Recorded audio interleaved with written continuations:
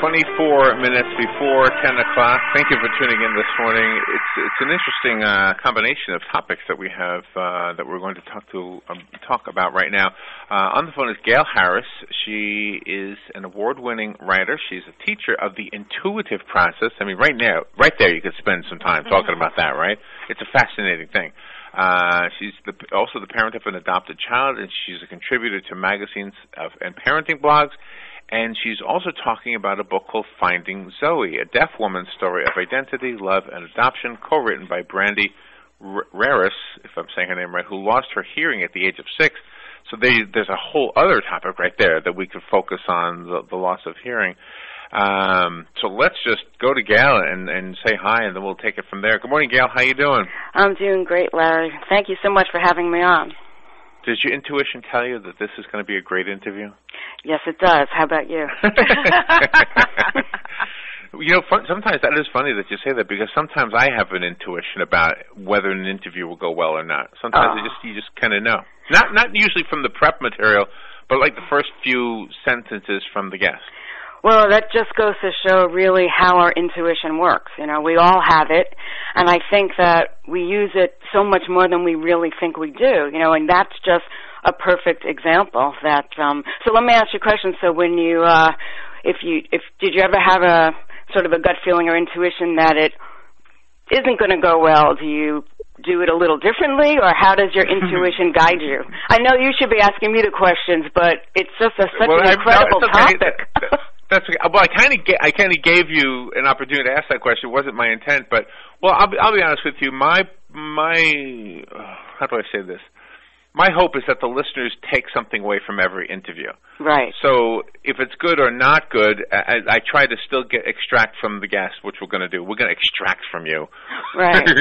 And that's using your intuition. That's a perfect example to give your listeners right there. It's brilliant. So let's take this. We'll come back to the intuition, sure. but use it as a way to bridge over to the deaf part of the story. When Robin and I used to do musical shows for children, and we were playing at one school, and there was a whole section of children in the front that were deaf. Yes. And our whole thing is audio. I mean, we're making music, we're singing songs, there are words, and there's a lady teacher in the front of these children, and she's doing sign language. And they were enjoying themselves. And I said, wow, they're enjoying it, but they don't really hear the music, you know? Mm-hmm. So, but there must be something intuitive in that regard, too, about how, I guess, to basically embrace whatever it is that you're a part of. Well, I think that our intuition, there's a different kind of listening. I'm not deaf, and my co-author, Brandy Raris, you mentioned her name, she is deaf. She's a former Miss Deaf America, and the story is about her journey to self-acceptance through listening to her intuition and to finding her daughter, who she adopted, who's also deaf. So I can't really speak to the fact of what it's like being deaf. I've done a lot of research, in order to be able to write the book. But I do know that sort of linking it to our intuition, that when we listen to our intuition, it's sort of like an inner listening. You know what I'm saying? It's like we in order to hear our intuition, we have to be able to tune out the outside world so we can hear that our own truth coming to us. And where do you think it comes from? That certainly applies to deaf people as well. I mean, deaf people don't hear anything outside, but they certainly can hear their intuition. And I think with something like music, well, I do know that deaf people can hear, many deaf people can pick up a beat. Some people can feel that beat more than other people. I think it has to do with how deaf that you are, but they can certainly feel the enjoyment, the joy that's happening in the room, and I think that that's probably what you're addressing, and that is absolutely picked up by our senses, by our intuition, as opposed to, say, our intellect, if that answers your question at all. I get what you're saying. Do you think our intuition becomes watered down as we get older because we start depending on, in today's day and age, Google or experts? Do you think sometimes we would be better off and more focused on our own intuition if we would just kind of remove ourselves from some of those other influences? Yes, absolutely. Absolutely. And that's why we really have to make we really have to want to listen to our intuition, and we have to make it a priority in our life. People ask me all the time, what can we do to better tune into our intuition? And it's exactly what you said. There are so many distractions, social media, the internet, and all those things distract us from hearing our own inner voice. But you have to make a commitment. In other words, you have to really want to do it, because if you don't, if it's not like super, super important to you, then it's really doomed before you take the vow, because you're going to get distracted. So you have to want it. That's what my main message is. You have to, and why would you want it? We have to get into that also. I mean, what kind of life do you want to live? Do you want to live the kind of life where you're doing what other people tell you to do, rather than listening to your own inner knowing? Because our intuition guides us to get the things in life that we need. There's a difference between what we want and what we need. And outside is what we want. People are telling us, you should do this, you should do that. But what we truly need comes from within. I think you're right. And so many times we know that it's there and we feel that it's there, but we say, gosh, I can't do that because somebody else is depending on me. Let's say your intuition says, you know what I should do? I should move to another city. There's a better job over there. But I can't do that. I got grandma here. I got other people. Doesn't that get in the way too? Yes. Well, that is life. That's how it works, and that's why following our intuition, it's a moment by moment practice. So, there are two things I could say about what you said. One is that those outside forces are going to come in, and that's where trust is so important. We have to be able to trust our intuition, and that's not an easy thing to do, and that takes, taking it in baby steps, trust it once and see that, oh, gee, it led us in the right place, and then trust it again, and that happens over time, which shows, again, why you really have to make it a priority in your life, and the other trust, yeah. Go ahead. But that trust, has to come from being afraid, because you can't, people are afraid to change, or they're afraid to take the next step because of the repercussions. You're right, and from every challenge, in other words, what you're saying is absolutely right, that we can't learn to trust without having that difficulty to trust about. You're absolutely right, and that's what life is. And I'll tell you my secret, what I discovered.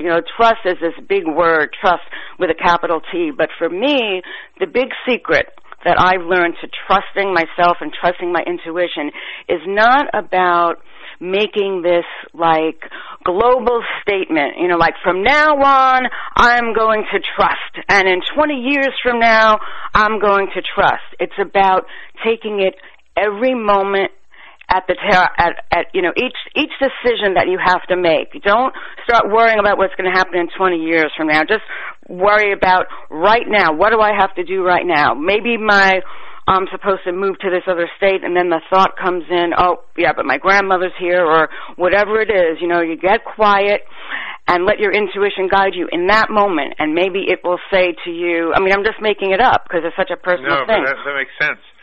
And that's great guidance, what you're telling people, because I believe you're right on target with that. The one thing that I often wonder about, and what is your thought on this, when somebody says they are intuitive and therefore they can tell you about you, I always thought intuition was something you have about yourself, not something that I can charge people for. I'm an intuitive, come and see me because I can tell you about you. Right. Am I wrong about that? No, you're absolutely right about that. Here I am, right, and I'm talking about intuition, and I come on as an expert, right? But we're all beginners. I would never sit here and tell anybody what I think that their intuition should tell them, even that anybody should believe what I'm saying. That's between them and their intuition. I'm here really to share some of my experiences and what I've learned, because our intuition is about our relationship with ourselves. And you can get like an intuition about somebody else. Like you gave that example before, you might have a feeling that, oh, I think this interview is going to go well, or, whatever it is. But that's between you and your intuition, it's about knowing what to do in the moment. And our intuition mostly guides us. I think this is this distinction. We could have a sense about somebody else, and chances are we'll be right on because our intuition is very perceptive. However, our intuition will guide us with how to respond to the situation. It's all about the self. It's about our relationship with ourself and our life unfolding according to our highest potential. Does that make sense? Because, this intuition business is not an easy thing to talk about, Right. No, it's not. And it's kind of hard to grasp because I guess we'll never know. We can speculate, but we'll never know whether intuition is completely internal, if it's affected by experiences or education, or if it comes from God or some kind of a spirit. It's kind of hard to know. Have you ever tapped into intuition? How do I ask this question? In almost a philosophical way, like let's say something horrible happened and your intuition says, well, this was actually what God wanted or what the universe wanted or something. Do you ever do that? Yes, all the time. As a matter of fact, that's what Finding Zoe is about, this book. It's, intuition is about, it tells us, it's a way of looking at the life.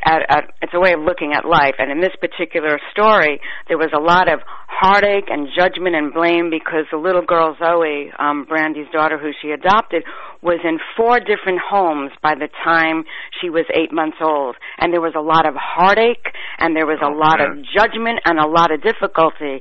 And as the author, as the writer of this book, I had a choice of how I wanted to tell this story. And just because of my own spiritual practices and what I believe about intuition and what intuition has taught me, I told this story through what I call the lens of perfection, meaning that everything had to happen exactly as it did in just the right time for all the pieces of this very difficult story to come together so perfectly.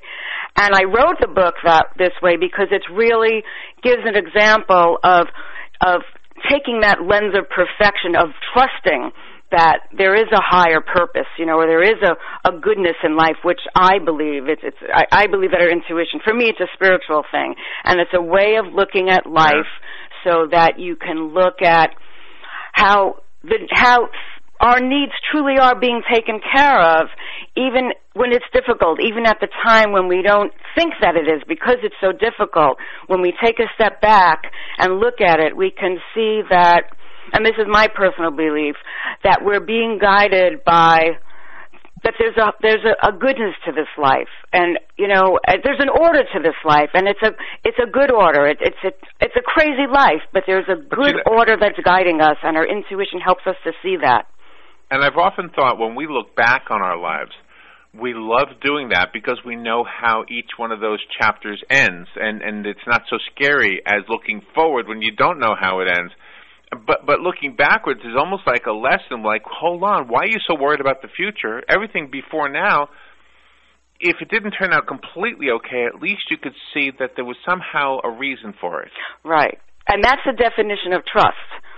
To me, when I talked about this good order in life, I've heard this expressed, you may have even said it before, Larry, that things happen for a reason or things are meant to be. Right. And I like to quote Mick Jagger, who says you can't always get what you want, but you get what you need. And I referred to that before. You got to push out your lips. When you say that, you got to push out your lips. I'm sorry? I think that our intuition, but it's so true, and I just bless Mick Jagger because he gave me such a good, line to use to really express my deepest feelings about intuition. It is a great line, yeah. Because I agree. I think so many times we want what we want, but is what we want really what's called for in the situation? Is it really going to lead us in the best direction? And for me, our intuition is really about learning to know the difference between what we want and what we need, which it isn't, maybe simple, but it isn't always easy, Yeah. Oh, I love the way you said that. Gail, can I ask you to hang on just for a little bit? We have to catch up on the weather and a few commercials, and we'll be right back, okay? Sure. I knew. My intuition told me this was going to be a great interview. That's right. Me too. The only thing is it's never long enough or when they're good. Okay, Gail, hold on, and we'll be right back. Sure. Oh, Gail, you're really giving us such great stuff. Thank you so much for being with us. Boy, you are amazing. Oh, thank you very much. I appreciate that. It's, the passion that I have such passion for the topic. It really is just, I feel like I'm called to share. So that's why I'm doing this. Oh, well, you are certainly sharing, and you're just doing a wonderful, wonderful service to the people when you talk about this. Well, I hope so. I appreciate that. I know it's important to me, and I think that people just have to really decide what kind of life they want to live, and it's just this almost just opening the conversation, I think, for a lot of people, Oh, exactly, because people are scared and nervous, and they keep thinking about that word you use, trust, and you really do a good job bringing people to your side. Oh, that's good feedback. I appreciate that. Larry's going to put you back through the board, and then we'll be going back on the air. Thank you so much. Sure, thanks. Definition, refraction surgery, and LASIK vision correction, to custom cataract, glaucoma, and diabetic treatment. You can count on Dr. Crowley and his effective, friendly staff to provide you with the quality care you deserve. Call 352-237-8400 for an appointment or more information. That number again is 352-237-8400. Looking forward to service your vision needs. Here's what you may have missed on the John Tesh Radio Show. Fidgeting can make it easier to lose weight. Many couples think that once they're married, all their issues with in-laws will disappear, but Steinhardt says a marriage magnifies these problems, so if you're having family clashes with potential in-laws, it's best to resolve those issues before you get married. Just like couples can take out a loan for a house or a new car, there's been a huge surge in loan companies catering to wannabe parents. Intelligence for your life on the John Tesh Radio Show. Don't miss this stuff. Check this out. New shows? Check. The new talent? Check. The same great sports talk? I'm seeing it right now. Wrong. Wrong again? Wrong. It's better. There are so many great things going on in sports. We gotta get it. From our mics. Test. To your ears. The latest update we got is... All right, 6 minutes before 10 o'clock. Thank you for tuning in this morning. Gail Harris is on the phone. I just went to her website, GailHarrisAuthor.com. You can see some more of her things, including her blog called White Bread Wisdom, which she's got her monogrammed pieces of toast on there. Yeah. My favorite kind of toast is monogrammed. And the book that we're talking about is just one, apparently, of books she has written. This one is called Finding Zoe, a Deaf Woman's Story of Identity, Love, and Adoption. Co-written by Brandy Harris, who happens to be a deaf lady. Gail, can I ask you a question? Of course. Have we been fair to the book, or do we need to make sure we let the listeners know what the book is about? Who is Zoe? Zoe is Brandy Harris, who is, you said, my co-author, and she is a former Miss Deaf America, and the story is her memoir about her journey to self-acceptance and to also finding her daughter by trusting her intuition, and her daughter is Zoe. And through Brandy's story and Zoe's story, I just wanted to say that the book takes a look at issues that we can all relate to, such as finding our place in the world and fitting in, being judged and judging others and judging ourselves so harshly, and then moving past all that so that we can fill our dreams in life like Brandy did. She had always yearned for a daughter and had given birth to three boys. And what she went through to have a daughter is it's just unbelievable, and the story is so inspirational to show, really, I think is such a good example of how, to really be true to the things in life that are yearnings in life and things that we really believe belong to us, and that the way that we can get them is through trusting ourselves, which is one and the same as trusting our own intuition. That's how we do it, folks. When you come together with another person, as you came together with Brandy, it's Sure. not just simply a business relationship. It sounds like you bonded. It sounds like there was something else to it. That's almost intuitive. Maybe that's not the exact right word there, but sometimes when we connect with people and we look back on our lives and see what that relationship meant for us, it's almost like, wow, isn't it amazing that I met that person at that time? Yes. Did that same thing happen for you? Wow. I have the chills because you are very intuitive, because nobody told you to ask that, but you just picked up, because it's one of the things that I wanted to share. It's not only about what the story is about, which is about people following their intuition during very difficult circumstances, and the miracle that happened as a result with Zoe going through 4 different homes. She could have so easily ended up in the foster care system, but she found the perfect home to her. But in addition, writing this book was one of the most profound experiences of my life as a result of following my intuition. When Brandy and I first started working together, she told me 2 things. She knew that there was a lot of heartache, but she also knew her intuition told her that something extraordinary had to happen for Zoe to go to this perfect home. And, she found the perfect writer, like how we came together, because, as I said before, I love telling stories through what I call the lens of perfection. And in this case, how everything had to happen exactly as it did in just the right time for all the pieces of the story to fit together so perfectly.